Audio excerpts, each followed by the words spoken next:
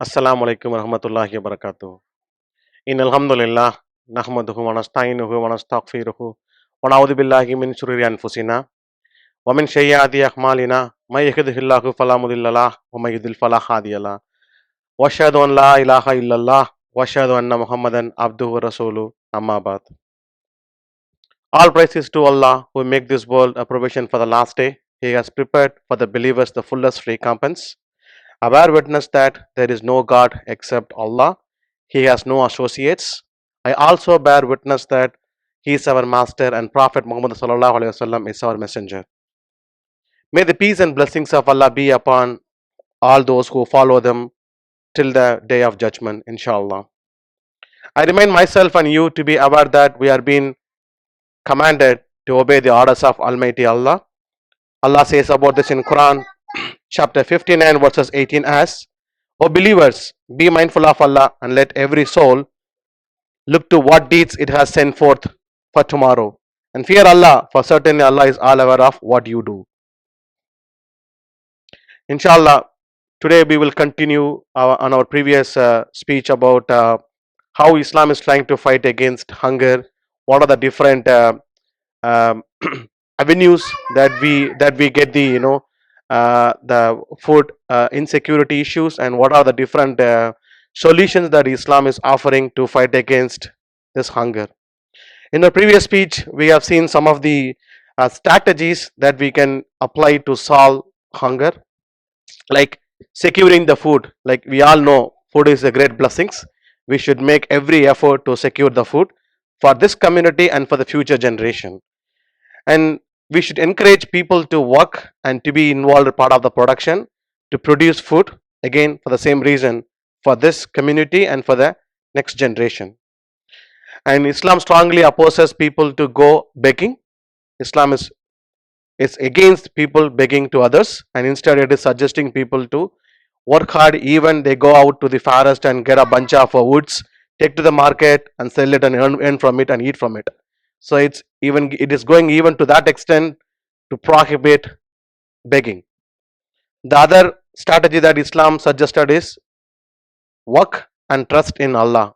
Go out for work, keep faith in Allah that He will definitely be able to find you a job for that day, which you can earn money from that job and fulfill your food needs for you as well as for your family.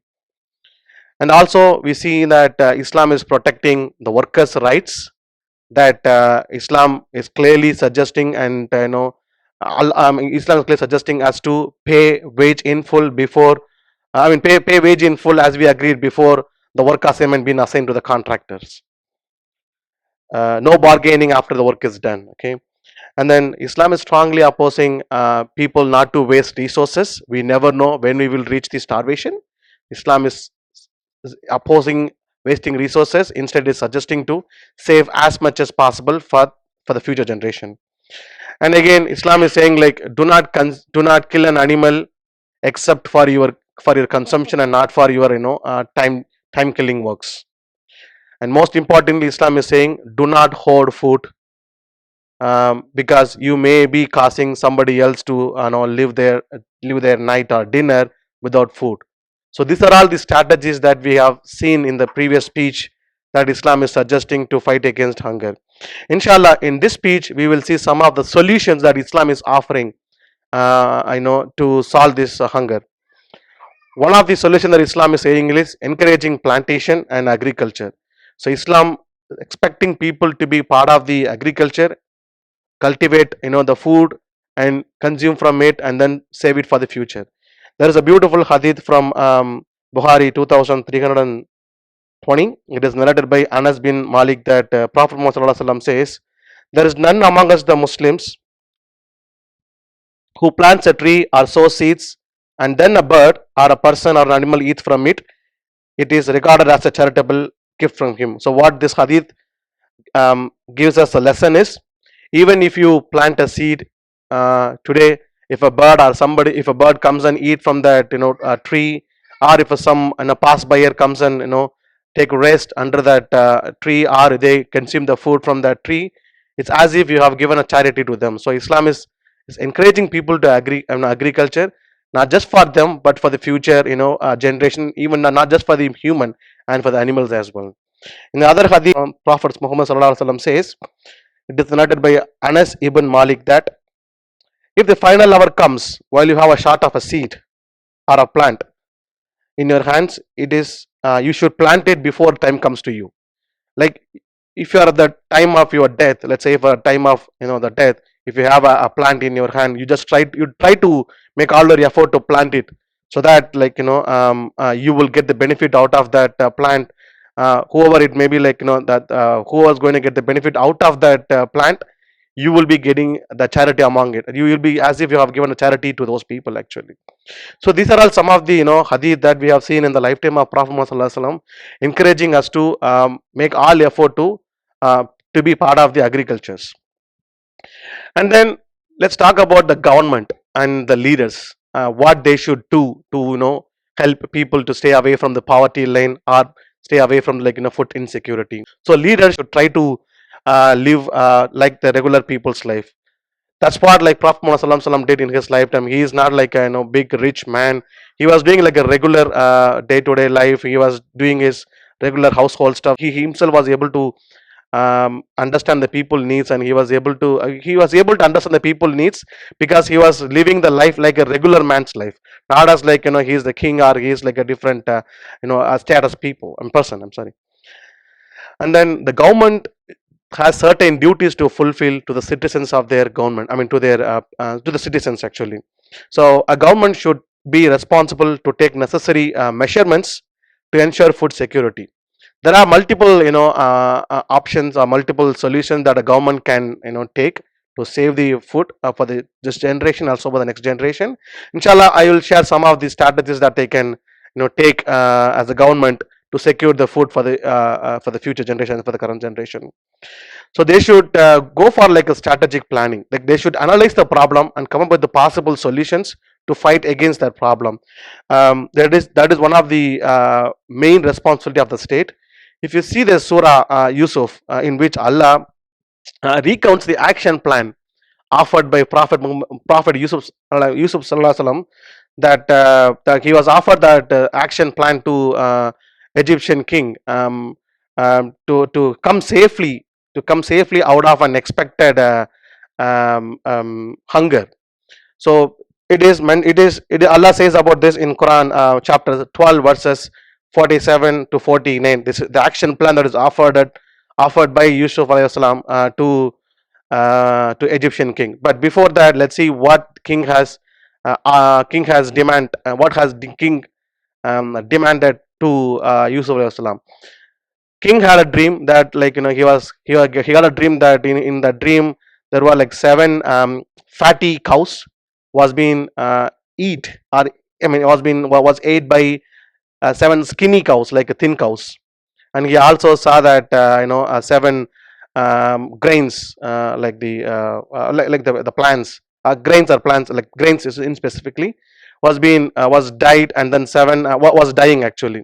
So he was asking for his scholars, what's the meaning of this dream that I got in my sleep. Nobody was able to understand, nobody was able to give the answer. They were saying like it's really contradictory, it's really conflicting to each other, so we don't know the solution. But one of the person said Yusuf alayhi wasallam may be able to give you an answer for your dream. Yusuf alayhi wasallam says, you will plan for 7 years consecutively. Like you will do the agriculture for 7 years consecutively. Then you harvest leaf in its spikes, except a little from which you will eat. So you harvest for 7 years. I mean, you plant for 7 years, from which you will harvest it. From the harvest, you save some, but eat. You save some and eat portion of it for you. And then after 7 difficult years will come, that will consume what you have saved from those 7 years that you have planted consecutively. It will eat most of it, but it will leave little bit of it for you people to live with. Then after a year come, then will come after a year in which people will be given rain, in which they will be happy with it. So this is the explanation that is given by Yusuf alayhi salam to Egyptian king, This was a great action plan and strategic planning that was offered by Yusuf alayhi salam to the Egyptian king to fight against unexpected hunger that is going to come to their people.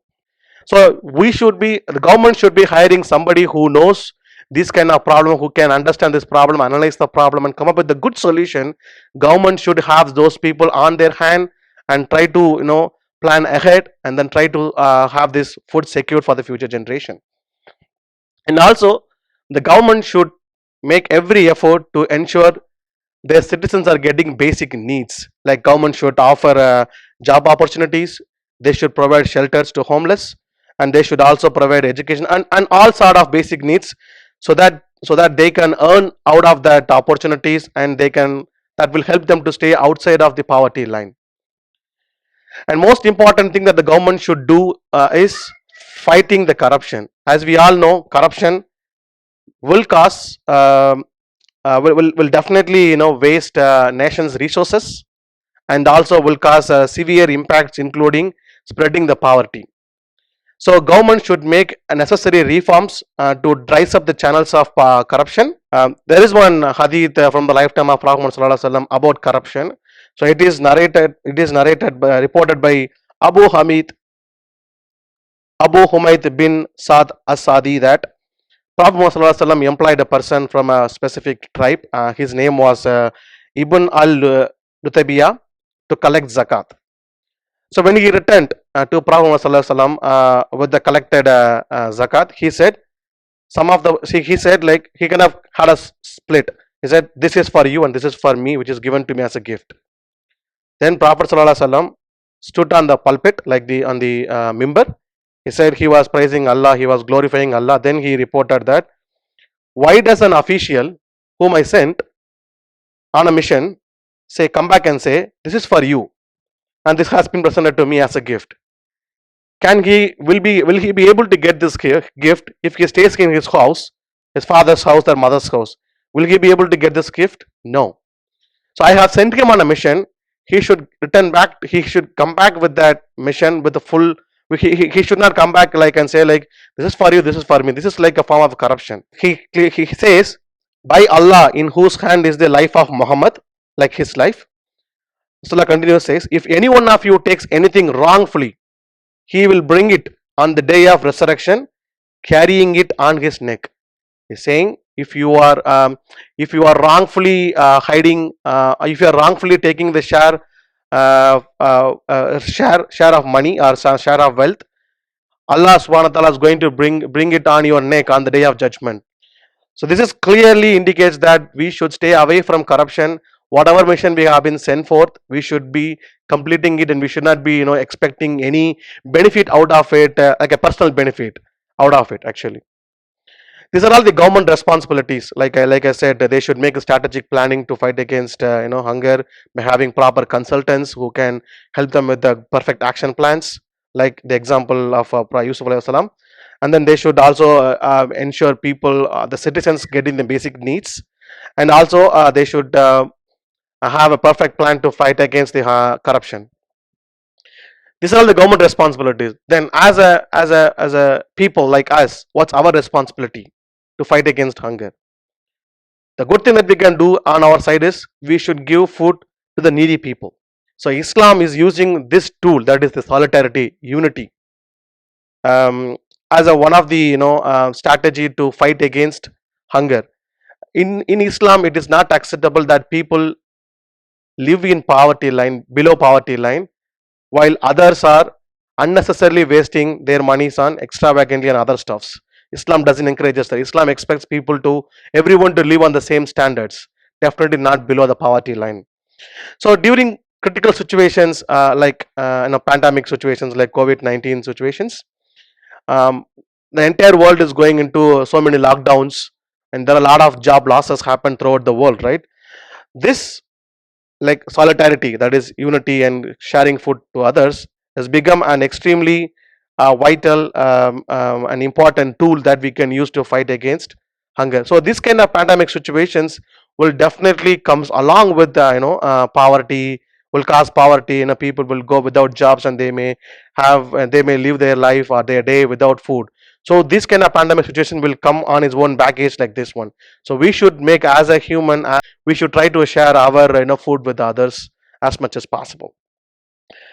um, Quran, Quran is describing that sharing with the needy people is our obligation on us. Like Quran, Allah subhanahu wa ta'ala says in chapter 76 verses 8 and 9 as, give food to the poor, the orphan and the captive, saying to themselves, we feed you only for the sake of Allah. Like you are feeding it only for the sake of Allah, and not to gain a thanking from you, or getting pricing from you. I'm not giving you the food just to get your a good impression about me on you, but I'm giving it the food to you and sharing the food to you. And also we know the zakat is also one of the other social solidarity tool that we can apply in our life to fight against hunger. As we all know, zakat is one of the pillars of Islam, and we all know zakat should be collected and distributed to the right beneficiaries. um, Also, it is the right of those who are unable to support themselves and their family, or and they cannot find a good job in society to protect their dignity or honor. They should be aware that it is indeed they are receiving the benefit. They are receiving the benefit of an order that has been prescribed by Allah to the people who have wealth. Like they should not be hesitant about receiving the sharing from the people who have wealth. It's an obligation that Allah has placed on the people who have wealth. Allah is expecting, Allah clearly says on that chapter 76 that a wealthy person should share as much as possible to the needy people. So the needy people should understand that it is they're getting the benefit out of that verses. Actually, they should not hesitate about it. As we all know, wealth belongs to Almighty Allah. We are just the trustees. Actually, we are not the original owner of the wealth. We are just like a trustees, but we have the responsibility to share our wealth to the needy people that Allah has placed as a command on us. So remember, zakat and social solidarity is a significant duty that every one of us can apply in our life, and to help people, so that we can help people to stay outside of the poverty line, and they can also live a life like us. And Allah says in Quran chapter 57 verses 7 as, believe in Allah and His Messenger and donate from what He has entrusted you with. So those of you who believe and donate will have a mighty reward. So people may have a question: what I'm going to get if I'm going to share my wealth to others? Allah clearly has given an answer for it. If you donate here, I'm going to give a mighty reward when you come and meet me. So we should think about our life in the hereafter, not this life. So if you are getting any wealth, share as much as possible. The amount of benefit you're going to get from Allah, it depends upon how much of wealth they're going to share with the needy people. In another verses, there may be in another verses Allah reminds us about the people who are hesitant about sharing their wealth to others, even though they have good amount of wealth, they don't want to share. Allah has given a very good warning to those people. He says, give good news of a painful torment, that is torture, to those who have gold and silver and do not spend in Allah's cause. Like who has gold and silver, they do not want to spend it in Allah's cause. Tell them that they are going to get a very good punishment on the day of judgment. So Allah says about this in Quran chapter 9 verses 34. We are all being created by Almighty Allah. If Allah has created us, why can't Allah can feed us? Allah has given an answer for that question also. He has given an answer in chapter 36 verses 47 as, spend from that which Allah has provided for you. Those who disbelieve say to those who believe. Like the people who are disbelieving on this thesis will come back to the people who believe in it and say, should we feed one whom, like should I feed a person? If Allah has willed, He could have fed the people. Like if Allah wishes, He could feed that person. Why should I feed the people? Allah has given a solution. Allah has given an answer that, tell them clearly that you are not but in clear error. You are definitely are in error mind. You are not on a clear mind. So don't think that way. Allah has clearly given an answer in the previous chapter, previous verses as, If you're going to donate in this life, you're going to meet. When you're going to meet me, I'm going to reward you as much as possible. There is a hadith. Ibn Abbas informed Ibn al-Zubayr that he heard from Prophet Muhammad Sallallahu Alaihi Wasallam, says, a person is not a true believer whose stomach is filled while his neighbor is goes hungry. Like, we should also treat our neighbors, we should share with our neighbor. So Rasulullah clearly says, if we hear somebody is not having a food for that day, we should try to share, because as we are a true believer, if you are a true believer, we will be doing it. If you are not a true believer, you may not be doing it. This is mentioned in Al-Adab Al-Mufrad 112. There is another hadith about invitation to the food or whatnot. Invitation to the food or like a banquet. It is narrated by Abu Huraira. The worst food is that of a wedding banquet to which only rich are invited, while poor are not invited. Like Rasulullah clearly says, that is the worst food that a person can have if that party is being invited only by the attendees of that banquet is only the rich people and not the poor people. And also, Prophet continues, and the person who refuses the invitation for a banquet actually disobeying Allah and his apostles. So the person who is getting an invitation, he should not be opposing it or like rejecting it. Whatever may be the conflict he may be having with the person who is inviting it, he should go down and take part of that banquet. But at the same time, the person who is conducting the banquet, if he is inviting only the rich people and not the poor people, that's going to be like a worst food that a person can give to the others. It is mentioned in Bukhari 5177. And remember, there's another hadith about people, how it is getting monitored, like whether I'm spending or not.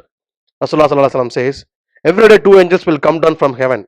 Every day two angels will come down from the heaven, and then they'll say to Allah, compensate every person who spent in your cause. Like, try to give reward. Those angels, one of the angels will say to Allah that the people who are spending on your cause to others, give them the reward as much as possible. The other angel will say to Allah, destroy every miser. Miser means the people who doesn't want to share it with others. So these two hadith, this hadith gives us a clear indication that as much as we donate, we are going to be recommended by one of the angel to Allah that we will be getting rewards. Also, Allah has also confirmed in Quran itself. If you are going to donate, I am going to give you the benefit out of that on the day of judgment when you are going to meet me. Inshallah, I will continue rest of the topic in my second speech. Assalamu alaikum warahmatullahi wabarakatuh. So, as a continuation to our first speech, how we can share the food, like how to what level we can go down and share the food. There are some beautiful examples in the hadith, so we will see one of it. This hadith is mentioned by Abu Musa. It is in Bukhari 2486. Prophet Muhammad Sallallahu Alaihi Wasallam said, when the people of Ashari tribe ran out of food during the holy battles, or their family back in Medina ran short of food, what they will do is they will collect the remaining food in a sheet, in one sheet, and then they will distribute it they will distribute it themselves equally by measuring it with the bowl. Like, when there is the specific tribe of people, they will share food with every one of them in the entire tribe when they ran out of when they ran short of food, or when they ran out of food during that holy battles.